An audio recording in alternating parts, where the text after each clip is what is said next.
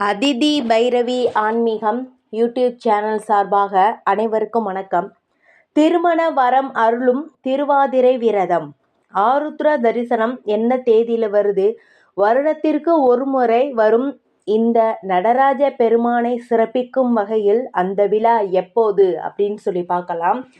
மாங்கல்ய பலம் கொடுக்கும் பெண்களுக்கு அதிசக்தி வாய்ந்த நாள்னே சொல்லலாம். இன்றைய நாளில் தாலி கயிறு மாத்திரம்தான் மாற்றிக்கலாம். இவரை நாம் வழிபாடு செய்கிறதுனால அற்புதமான பலன்கள்லாம் நமக்கு கொடுக்கும். அந்த நாள் எப்போது, என்ன மாதிரி வழிபாடு செய்யலாம் அப்படின்னு சொல்லி பார்க்கலாம். தொடர்ந்து என்னோட வீடியோ முழுமையாக பாருங்கள். லைக் பண்ணுங்கள், சப்ஸ்கிரைப் பண்ண மறக்காதீங்க. இப்போ ஆருத்ரா தரிசன நாள் என்னைக்கு அப்படின்னு சொல்லி பார்த்தோம்னா 13/1/2025 அன்றைய நாள் தாங்க. சிவபெருமானை வழிபாடு செய்யும் அந்த நாள். நடராஜ பெருமானை சிறப்பிக்கும் வகையில் அந்த நாள் ரொம்ப ரொம்ப அற்புதமான நாள்னே சொல்லலாம். ஆதியும் அந்தமும் இல்லாதவர் சிவபெருமான். அவருக்கான சிறப்பு வழிபாடுகளில் மிக முக்கியமாக ஒரு சில நாட்கள்லாம் இருக்குது. அதில் மகா சிவராத்திரி, கார்த்திகை திருநாள், ஆருத்ரா தரிசனம் இதெல்லாம் முக்கியமான நாள். இதில் சிவபெருமானுக்குரிய நட்சத்திரமான திருவாதிரையில் வரும் ஆருத்ரா தரிசனம் சிறப்பாக போற்றப்படுது. மாதங்களில் நான் மார்கழியாக இருக்கிறேன் என்று கூறும் கிருஷ்ண பரமாத்மாவும், நட்சத்திரங்களில் நான் திருவாதிரையாக இருக்கிறேன் என்று சொல்லும் அந்த திருவாதிரை நட்சத்திரத்தை சிறப்பிக்கும் வகையில் இது அமைந்திருக்குது. நட்சத்திர மண்டலத்தில் 6வது நட்சத்திரமாக இருப்பது திருவாதிரை. 27 நட்சத்திரங்களில் திரு என்ற சிறப்புடன் அழைக்கப்படும் 2 நட்சத்திரங்களில் முதல் நட்சத்திரம் இதுதாங்க. சிவனுக்கு உகந்த நட்சத்திரமாக விளங்குவதால் தான் இந்த நட்சத்திரத்திற்கு திரு என்ற அடைமொழி வழங்கப்படுது. திருவாதிரையில் பிறந்த ஆண் குழந்தைகளுக்கு சிவனேசன், சிவப்பிரியன், சங்கரன், சிவசங்கரன், பரமசிவன், சொக்கலிங்கம், நாகலிங்கம், சுந்தரேசன், சர்வேஸ்வரன்னு பேர்லாம் வைப்பாங்க. இப்போ பெண் குழந்தைகளுக்கு சங்கரி, சிவசங்கரி, விசாலாட்சி, ஆதிரை, சிவகாமி, மீனாட்சி, காமாட்சின்னு ஒரு சில பெயர்கள் சூட்டுவது வழக்கமாக இருக்குது. மார்கழி மாதமும் திருவாதிரை நட்சத்திரமும் இணையும் நாளில்தான் ஆருத்ரா தரிசனம் கொண்டாடப்படும். இது நடராஜரை தரிசிக்க சிறந்த நாள். இந்த நாளில் அனைத்து சிவாலயங்களிலுமே நடராஜ பெருமாளுக்கு சிறப்பு அபிஷேகம், ஆராதனை செய்யப்படும். சிதம்பரம் நடராஜர் கோவில், திருவாரூர் தியாகராஜ பெருமாள் ஆலயங்களில் இந்த நிகழ்வு வெகு விமர்சையாக கொண்டாடப்படும்.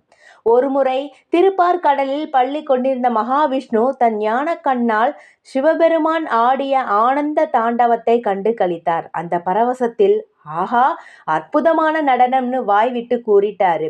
அவர் அப்படி சொன்னதற்கான காரணத்தை லக்ஷ்மியாலும் ஆதிசேஷனாலும் புரிந்து கொள்ள முடியவில்லை. இதையடுத்து மகாவிஷ்ணுவிடமே பரவசத்திற்கான காரணத்தை கேட்டனர். அப்போது விஷ்ணு, திருவாதிரை நாளான இன்று சிவபெருமான் ஆடிய ஆனந்த தாண்டவத்தை ஞானக்கண்ணால் பார்த்தேன். அதுதான் என் பரவசத்திற்கான காரணம்னு சொல்லிடுறாரு. சிவனின் அந்த நடனத்தை தானும் காண வேண்டும் என்று நினைத்த ஆதிசேஷன் அது பற்றி மகாவிஷ்ணுவிடம் தெரிவித்தார். விஷ்ணுவும் ஆதிசேஷ பூலோகம் சென்று சிவனை நினைத்து தவம் இயற்று, உனக்கும் அந்த ஆனந்த தாண்டவம் காணும் பாக்கியம் கிடைக்கும் என்று சொல்லிடுறாரு.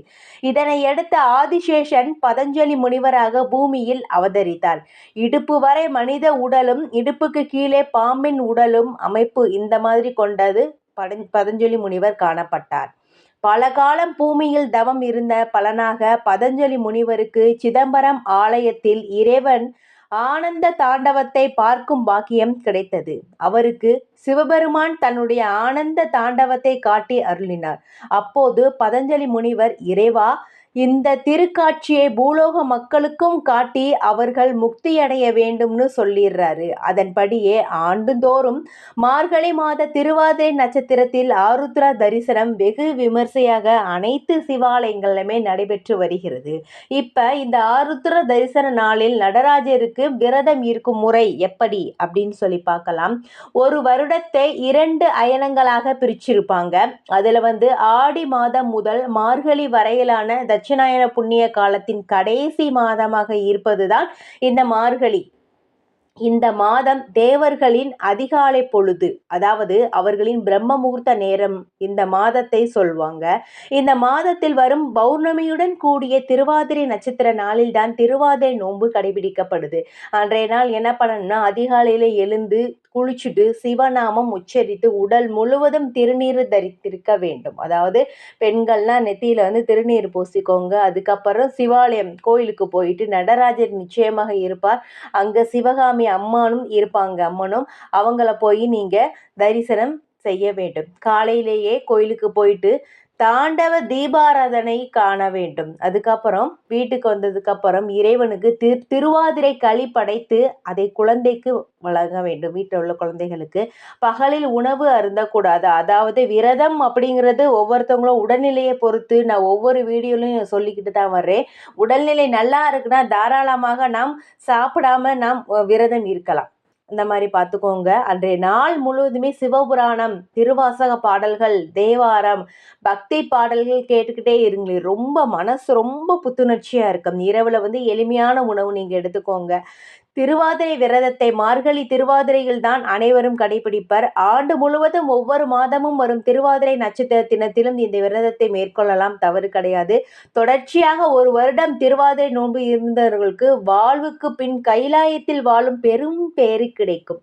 திருமணமான பெண்கள் மட்டுமின்றி கன்னி பெண்களும் இந்த விரதத்தை தாராளமாக மேற்கொள்ளலாம். இதனால் விரைவில் திருமணம் நடந்தேறும். திருவாதிரை நாளில் சிவபெருமானை நினைத்து விரதம் இருந்து இரவில் முழு நிலவை கண்டு கழித்து அந்த 18 வகையான காய்கறிகளை சமைத்து முடித்து பல இடங்களில் இன்று வழக்கமாக இருக்குது. இந்த நாளில் நாம் விரதம் இருந்து தாலி சரணம் மாற்றிக்கொண்டு சிவபெருமானை வழிபாடு செய்வதனால கணவனுக்கு நீண்ட ஆயுள் கிடைக்கும். நாம் என்றென்றைக்குமே தீர்க்க சுமங்கலியாக இருக்கின்ற பாக்கியமும் நமக்கு அமையும். இது மட்டுமல்லாமல் இந்த விரதத்தினால மாங்கல்ய நோன்பு அப்படின்னு சொல்லப்படுது. திருமணமாகி புகுந்த வீட்டிற்கு சென்ற பெண்களை தம்பதியராக பிறந்த வீட்டுக்கு அழைத்து திருவாதிரை களி செய்து கொடுத்து தீர்க்க சுமங்கலியாக வாழ வேண்டும் என்று வாழ்த்தும் வழக்கமும் ஒரு சில இடங்கள்ல இருக்குது. அதாவது இந்த ஆருத்ரா தரிசன நாளில் சிவனுக்கு அந்த திருவாதிரை களி படித்து வழிபாடு செய்வது ஒரு நல்ல ஒரு இதாக இருக்கும். அதாவது திருவாதிரைக்கு ஒருவாய் களி அப்படின்னு சொல்லி